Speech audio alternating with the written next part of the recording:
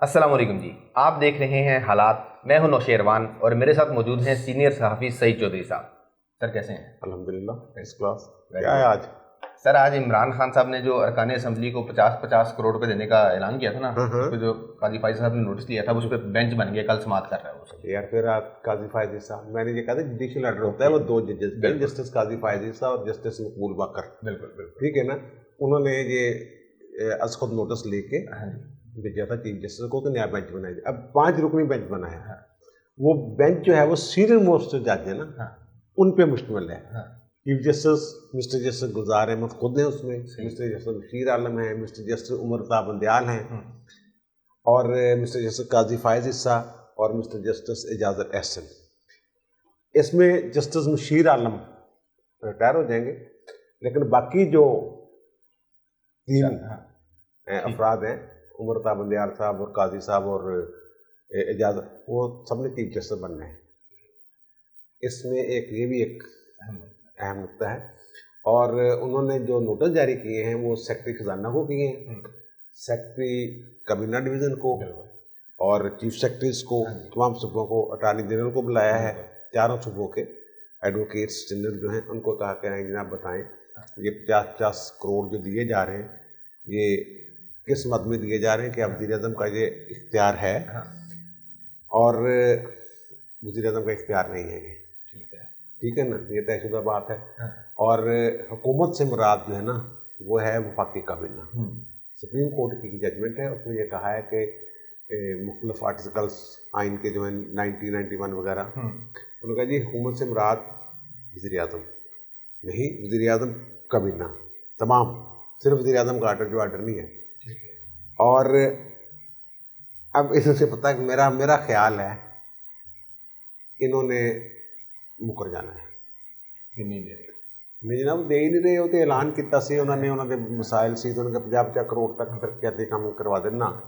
ठीक है ना, ये था वो था। तो वो कह रहे हैं कि क्या ये रिश्वत नहीं है? सुप्रीम कोर्ट का ख्याल है क्या ये रिश्वत नहीं है? ये इमरान खान साहब जो शोर में चाहते फिर रहे हैं ना, वो खुफिया बैलेटिंग बजाय सेनेट के इलेक्शन ओपन बैलेट के जरिए हों, फिर वो ये कहते पैसे खा गए 2018 के इलेक्शन में, फिर ये कह रहे सौदेबाजी की बात। अब ये जो कर रहे हैं ये चीज़ें, ये भी तो सौदेबाजी है ना। वफाक में जो कौमी असम्बली है उन्होंने भी सेनेटर का इंतखाब करना होता है ना, 2-3 जो भी वफाक के फेडरल के हैं उन्होंने भी तो करना ही होता है ना। तो सूबे में जो हैं आपके बुजदार साहब जो हैं वो धड़ाधड़ मुलाकातें और सौदेबाजी हैं, पुत्र ये ले लो तो ये दे दो, ऐसे काम हो रहा है। ये कल पता चल जाएगा क्या। सर वो सौदेबाजी से याद आया, वो एक वीडियो भी बड़ी वायरल हुई है आज 2018 के सेनेट इलेक्शन के हवाले से, जो अरकान की खरीदो फरोख्त।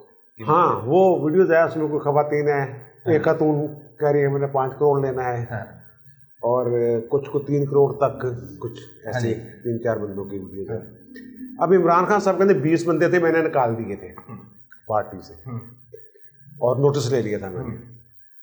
नोटिस इनका ऐसा ही है वज़ीर-ए-आज़म का, वो जो बंदे जिनकी वीडियो सामने आई हैं, पहली बात तो ये कि इन्होंने बंदे निकाले नहीं थे, उन्होंने प्रेस कॉन्फ्रेंस की थी, खुद छोड़ के गए थे और उन्होंने हरजाने का दावा भी किया हुआ है।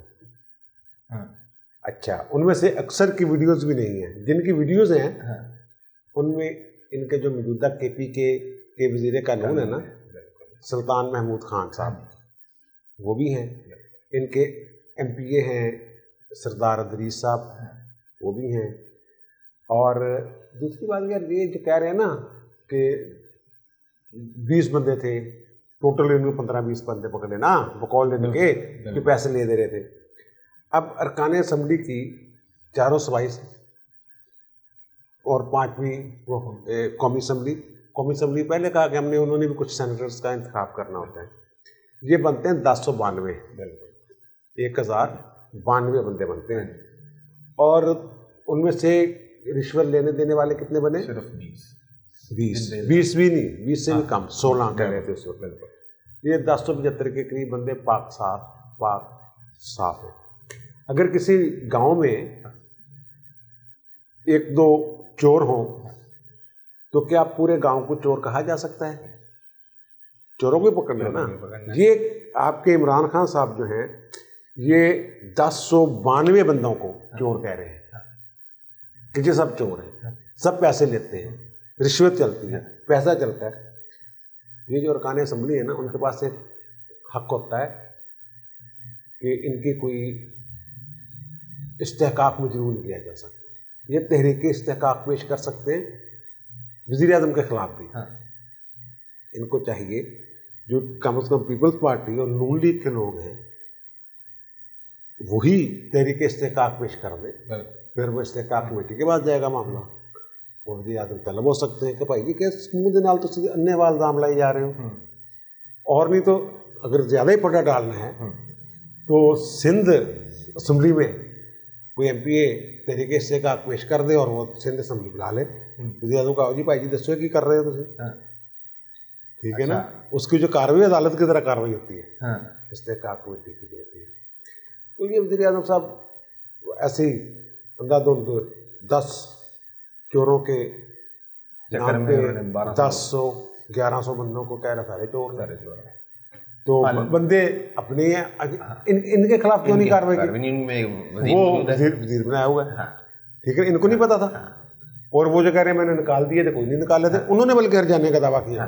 सर इसी तरह का एक और काम भी पकड़ा गया आज। ये जो फॉरेन फंडिंग का शोरूम जाते थे, आज वो एक लिस्ट आ गई है जिसमें इनके भी telephone operator, computer operator, office boy, वो ये ना इसमें जो खुद ही पकड़े जा रहे हैं। हमने पहले भी कहा था कि बेनामी अकाउंट्स आपके सामने आएंगे और इनके छोटे मोटे नौकर शोकर के वो मैंने कहा था, बिल्कुल ठीक है ना। अब एग्जैक्ट मुझे डेट याद नहीं, आपको याद होगी, बल्कि आप देख लीजिए। हाँ ठीक है ना। उसमें भाई जी इनके एक टेलीफोन ऑपरेटर है ताहर साहब, ताहर इकबाल, कंप्यूटर ऑपरेटर है नुमान अफजल साहब, और अकाउंटेंट है मोहम्मद अरशद, और एक हेल्पर भी है, बिल्कुल ठीक है ना, मोहम्मद रफ़ीक। इनको जनाब इन्होंने कहा था जनाब कि इनके ज़रिए ना इन्होंने वेस्टर्न यूनियन के ज़रिए पैसे आए थे यूएई से, तो इन्होंने निकाले थे। अब वो इनके जो है ना सेक्रेटरी पार्टी के मरकज़ी सेक्रेटरी खजाना, ठीक है ना, सराज अहमद, सेक्रेटरी खजाना, हाँ ठीक है ना, और वो इनके मालियत के मशीर भी हैं। उन्होंने ये मान ली बात कि हाँ जी भाई जी ऐसा। अब क्योंकि ये कानून से नाबल्द लोग हैं, पूरे इनको है बस सिर्फ ये कि इक़्तिदार के नशे हैं, वो गाड़ी छड़ी मिल गई होगी उनको भी, फिर रहे होंगे उसमें झंडा झुंडा लगा के मशीर। अब ये नहीं पता, ये उन्होंने फरमाया है कि क्योंकि UAE मुत्तहदा अरब अमारात से किसी पार्टी को फंड बराह रास्त मुंतकिल नहीं हो सकते, इसलिए इनफरादी तौर पे हमने इन बंदों के नाम पे पैसे मंगवाए थे जो इन्होंने पार्टी फंड में जमा करवा दिए।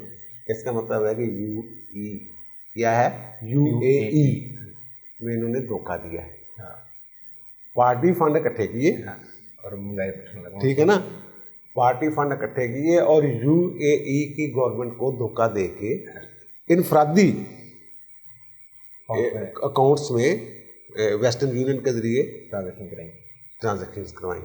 ये तो वहाँ भी उनकी जो गैर कानूनी इकदाम थे वो भी तो इधर ही थे ना, अरब में थे, बिल्कुल इनके भी वही हैं। ये खुद ही फंसे जा रहे हैं यार। पता क्या है, बात ये है कि कोई ताकतें हैं ऐसी जो इनको बचा रही हैं, वरना अगर आइन और कानून की बात हो, लेकिन कितनी देर हो गई। फैसल वाडा साहब आपके जो हैं दोस्त आपके, तो वो हैं ना क्या कहते हैं उसको, वही बहुत करीबी, आइडियल नहीं आपके, मुझे पता है वो यानी आप दोनों का आइडियल कोई और है। अच्छा ठीक है ना। तो वो उनका 50,000 रुपये जुर्माना हो गया, बिल्कुल ठीक है ना। वो सीधा केस है, सीधा वो माने हुए हैं कि मैं डुअल नेशनल हूँ, लेकिन वो लटका हुआ केस आज पेश नहीं हुआ और 50,000 रुपये जुर्माना कर दिया उन्होंने। और उस जुर्माना नहीं होता, दरअसल उसको जुर्माना गलत कहते हैं, वो हरजाना होता है कि आपने कमीशन का टाइम ज़ाया किया, आए नहीं, तो दूसरी पार्टी आई थी तो इतना हरजाना अदा करे। और वो आमतौर पर हरजाने की रकम ना मुखालिफ फरीक को दिलवाई जाती है, क्योंकि उनका भी टाइम ज़ाया होता है ना, वो आए हुए हैं और ये अच्छा इधर पेश नहीं हुए। कबीना के इजलास में वो बढ़ के मार रहे हैं कि आप दुरुस्त काम नहीं कर रहे। उन्होंने कहा कौन नहीं करता काम भाई जी, वाज चौधरी ने सुनाया कहा है, और नाम पता नहीं कौन है, लेकिन हाँ ठीक है ना। उन्होंने कहा ना कौन काम नहीं करता, ना तो दसो, वो हैं 7-8 वो 7-8 नाम कौन से हैं भाई, एमी बस पता नहीं किसी को करना होगा ना, किसी ने बात नहीं मानी होगी ना, ठीक और है ना? अपना गुनाह छुपाने के लिए खुद पेश नहीं हो रहे, खुद पेश नहीं हो रहे, वो खड़ी कर रहे हैं। देखिए ना, वो ब्यूरोक्रेसी रुकावटें खड़ी कर रही है कि काम नहीं कर रही। भाई अदालत एक तरह अदालत ही होती है ना, वो आपको बुला रही है, वहाँ अपनी सफाई देने जा रही है, क्लियर हो, ठीक है। वो यार ये बस ऐसे मामला चल रहे हैं इनके, आपको पता ही है। सर ऐसे ही मामला में एक मामला है एलडीए का। अच्छा, एलडीए ने एक नया डिपार्टमेंट बनाने का फैसला कर लिया है, लेकिन उसकी भर्ती के लिए शायद बड़ी दिलचस्प है। अच्छा, वो एनफोर्समेंट का जो इन्होंने बना रहे हैं कोई एलडीए में, हाँ जी बिल्कुल, एनफोर्समेंट के खिलाफ ये वो बकायदा ना, बिल्कुल, हाँ ठीक है ना, हाँ उसमें सारे फौजी भर्ती में सिर्फ भर्ती की शर्त ये है कि आप रिटायर्ड फौजी हो, और उसमें डायरेक्टर जो है उसकी 2 लाख तनख्वाह है, 2 लाख तनख्वाह, और जो डिप्टी डायरेक्टर 1.5 लाख, और उसमें कर्नल और मेजर रिटायर्ड कर, और हवालदार वगैरह भी होंगे। तो वो जो उनके हैं ना वाइस चेयरमैन, हाँ जी, SM इमरान, उनके उन्होंने ये फरमा दिया है, बता दिया है कि जनाब, क्योंकि वजह ये बता रहे हैं कि जो छोटी उम्र में रिटायर होते हैं कर्नल और मेजर, ये अच्छा काम करते हैं फिजिकली फिट, और जो हवालदार वगैरह होंगे ना उसमें दूसरे हरकारे, तो वो भी 16वें ग्रेड के बराबर तनख्वाह लेंगे, ठीक है ना, एक बात। और दूसरा ये ना, फौज में पहले भी जो रिटायर्ड होते थे नॉन कमीशन ऑफिसर, वो उनको पहले भी एक इन्होंने पुलिस में बैंक बनाया था, स्पेशल सिक्योरिटी टाइप, इस टाइप ना, वो कॉन्ट्रैक्ट में रखे थे। अब यहाँ वो कहते हैं सिविलियन कोई नहीं होगा इसमें, यानी कोई जगह इन्होंने छोड़नी नहीं जहाँ फौज को, देखना कल हम बात कर रहे थे उसकी, पंजाब पब्लिक सर्विस कमीशन के चेयरमैन लग गया, फिर किसी ने नीचे बताया हुआ था हमें कि नादरा के चेयरमैन भी ब्रिगेडियर साहब हैं, फिर सऊदी अरब में सफीर अभी हाल में जो तैनात थे, ठीक है ना, वो भी मेजर साहब। तो ये इस तरह जो फौजियों का मामला चल रहे हैं। सर वो एक सवाल तो मैं करूंगा अपने एक व्यूवर का, लेकिन एक व्यूवर का सवाल मैं गोल कर गया था, उनको मैंने वहाँ पे जवाब दे दिया था। एक व्यूवर ने पूछा हुआ था, जी चोर साहब किस किस इदारे में फौजी हैं, उनका नाम बता दें। तो मैंने उनको वहाँ पे रिप्लाई कर दिया था, मैंने कहा चूँकि सर्दी बहुत है इसलिए ये सवाल नहीं होगा। नहीं, किस इदारे में नहीं? अच्छा, जो हमारे एक सब्सक्राइबर हैं उज़ैर बलोच साहब, उन्होंने आपसे सवाल किया, उन्होंने कहा जो फौजी रिटायरमेंट के बाद किसी सिविलियन इदारे में आता है, वो सिविलियन इदारे से तनख्वाह तो लेता ही लेता है, क्या उसको पेंशन भी मिलती है? यार ये असूल ये है, कोई भी रिटायर्ड मसलन जज है, फौजी अफसर है, जो भी है, उसको जो आखिरी तनख्वाह ले रहा होता है ना, आखिरी जब रिटायरमेंट वाले दिन, जब महीने जो तनख्वाह मिलती है, जो नई जगह तैनाती होती है उसकी जाके वे 3 साल के लिए या कंट्रैक्ट में जो भी, वो कानून में ये लिखा हुआ है इनके कि वो उस आखिरी तनख्वाह से कम तनख्वाह नहीं हो सकती। एक मेरी बात सुन ले पहले, ठीक है ना। अब देखें, फ़र्ज़ करेंगे एक सुप्रीम कोर्ट के जज हैं, उनकी आखिरी जो तनख्वाह उन्होंने लिए वो 8 लाख है। अब वो जाके लग जाते हैं मुहस्सब, तो उनकी जो कम से कम तनख्वाह होगी ना 8 लाख होगी, उससे ऊपर हो गई, कम नहीं होगी। इसी तरह जो जर्नैल होते हैं ना, या आर्मी के, अगर कोई जर्नैल 4.5 लाख तनख्वाह ले रहा है या 3.5 लाख रिटायरमेंट के वक्त उसकी, तो जब नई जगह पे जाएगा उससे ज़्यादा तनख्वाह होगी, उससे कम नहीं हो सकती। ये एक बात। और दूसरी जो पेंशन है और रिटायरमेंट की दीगर मुराहत हैं, वो भी साथ लेता रहेगा एज इट इज़। फर्ज करें कि वो 4.5 लाख 70% के हिसाब से वो ले रहा है पेंशन, 2.5-3 लाख, और फिर वो 3 लाख वो वहाँ से आ जाएगा आखिरी तनख्वाह के बराबर।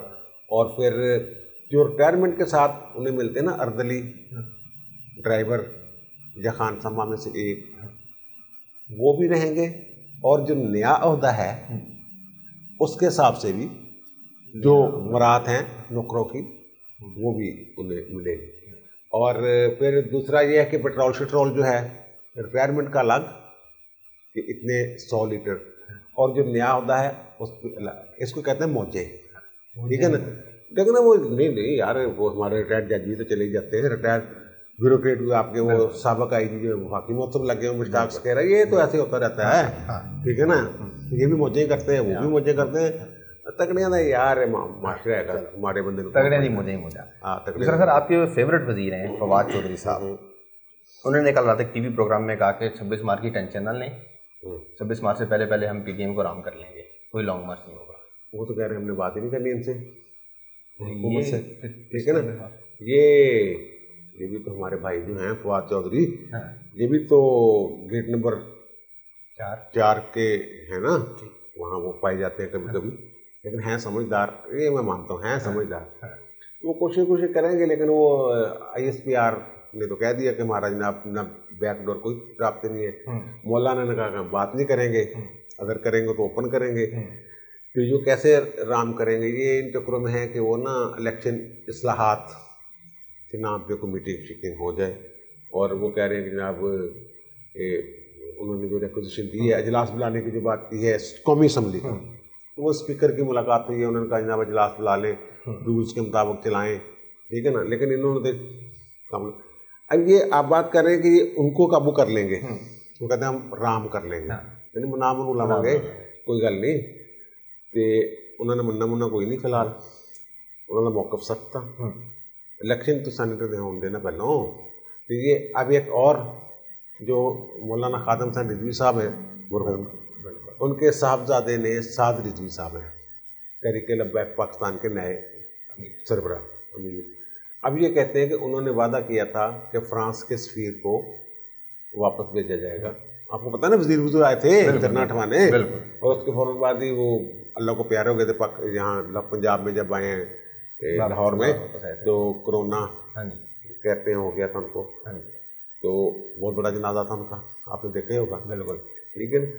तो वो कहते हैं जनाब 17-18 तक, 17 फरवरी तक कर लें, वरना फिर हम फिर आ रहे हैं 18। और इन्होंने शेड्यूल 4 में डाल दिया नाम शाम, वो मेंटेनेंस ऑर्डिनेंस के साथ नज़रबंद किया जा सकता है इनको, ये वो कुछ सुनना कि 200-300 बंदों का नाम उन्होंने उसमें डाला है, ताकि सबको पकड़ लें, यहाँ से लेके पिंडी तक जितनी भी GT रोड पे बंदे। तो ये तो भाई अब कट्टे जो है ना वो खुलते रहने हैं। वो अब सरकारी मुलाजमी वो भी धरना देने, ठीक है ना, पहुँचे हुए हैं। फिर PDM ने ये अपने अजलास में फैसला किया था, हम वहाँ भी उनके साथ भी जाएंगे। अब ये मौलाना रिजवी साहब के साथ शायद ना वो PDM वाले जाएं, लेकिन वहाँ तो वो जाएंगे, ठीक है ना। तो ये इनके लिए मुश्किल ही होता जाएगा। तो लेकिन वो अगर फवाद चौधरी साहब कहते हैं तो वो किसी बलबूते पे कहते होंगे। और वो यार एक बार सवाल पूछ रहे हैं हमारे चौधरी निसार का। हाँ जी बिल्कुल, उनका नाम है, हमारे सब्सक्राइबर हैं रिजवान नज़ीर साहब, ठीक है, फर्स्ट व्यूअर, बिल्कुल फर्स्ट व्यूअर, ठीक है ना। वो जो है ना यार, चौधरी ने अब इलेक्शन जीतने के बाद ना आज़ाद जीते थे, नून लीग ने टिकट नहीं दिया। वो कहते मैंने लिया नहीं, लेकिन उन्होंने फैसला कर लिया था कि करानी है, ये कुछ ज़्यादा उड़ार बने हैं, है ना। बिल्कुल। तो वो GHQ का वो कहता है कि मैं गेट नंबर 4 का नहीं, मैं गेट 4 नंबर गेट खोलता हूँ।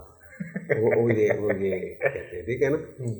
तो उन्होंने MPA के ओहदे का हल्फ नहीं उठाया हुआ।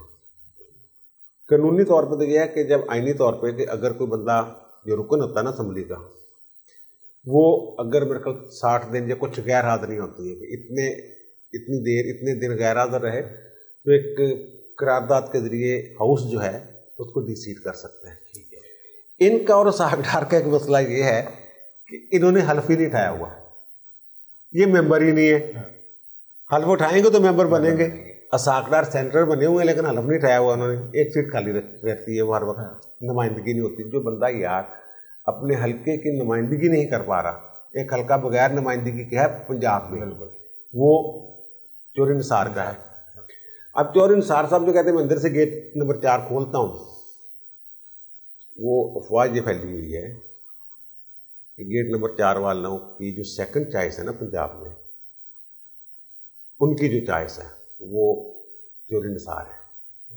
ये अफवाह से थोड़ी सी आगे की बात, अफवाह प्लस, ठीक है ना। और दूसरा आपको याद होगा जब धरने दिए थे आपके वज़ीर आज़म ने साहब, उस वक्त तो वज़ीर आज़म नहीं थे, इमरान खान, तो वहाँ कहता थे बाजा मारियाँ बुलाया कई बार, मैं किसी ने मेरी गल ना सुनी।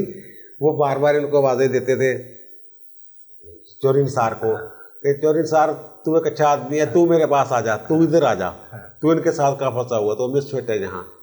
लेकिन वो भी किसी के कहने पे कह रहे थे ना, यारी दोस्ती तो इनकी सुना कर रही है, तो लेकिन वो उनका वो आखिर पे जाके जो मिलते हैं चांदे, बिल्कुल राब्ते गठजोड़ वो तो नहीं से मिलते हैं। बिल्कुल। तो लेकिन जो इलेक्शन भी उन्होंने जीप के निशान पे लड़ा था चंद्रशेखर ने कहा। हाँ हाँ जीप वाले वही थे ना सारे। हाँ तो लेकिन वो ये अफवाह है, अफवाह प्लस है। तो लेकिन कोई जरूरी नहीं हर ख्वाहिश उनकी पूरी हो जाए। ठीक है, कोई जरूरी नहीं हो जाती है, हमेशा ख्वाहिशें पूरी नहीं होती। अगर वो कहते हैं हम सियासत से दूर हैं और इस बात पे कायम रहते हैं तो फिर तो चोर इंसार का कोई चांस नहीं है। ठीक है सर, मैंने आपसे इसका जवाब नहीं लेना, सिर्फ आपको बताना है, मुझे पता गुस्सा कर जाएंगे। शहबाज गिल साहब ने एक ट्वीट किया है, उन्होंने कहा पीडीएम के लिए बुरी खबरें। अच्छा। और वो बुरी खबरें 4 कौन सी? उन्होंने कहा पाकिस्तान ने साउथ अफ्रीका को मैच हरा दिया। क्या? अच्छा मैच हरा दिया। अच्छा। सब्जियां और फ्रूट के रेट कम हो गए। अच्छा। तरसीलाते दर में इजाफा हो गया। अच्छा। और डॉलर की कीमत कम होगी, चंद पैसे। अच्छा यार पीडीएम के लिए ये वैसे ना बुरी खबर अवाम के लिए जो अच्छी खबर है वो पीडीएम के लिए बुरी खबर है। और इसमें भाई साहब से पूछे कि आपका क्या कहना है? फसलें वो हमने पहले बात की थी, फसलें ज़्यादा होगी, टमाटर की फसल ही उन्होंने सच में वो हल चला दी। ठीक है ना, मैच टीम ने जीता है। जो हारते हैं तो पीडीएम वास्ते अच्छी खबर है यार, ये बोंगे लोग हैं यार। इसीलिए ठीक हो ना गल करे यार, तेरी मेहरबानी। सर आज तक के लिए इतना ही। आपकी क्या राय है तमाम मामला पर कमेंट्स में ज़रूर बताइएगा। और अगर आपने अभी तक हमारा चैनल सब्सक्राइब नहीं किया तो प्लीज़ सब्सक्राइब कर लें, बेल आइकॉन पर टच कर लें। आपसे मुलाकात होगी अगली वीडियो में, तब तक के लिए अल्लाह हाफ़िज़।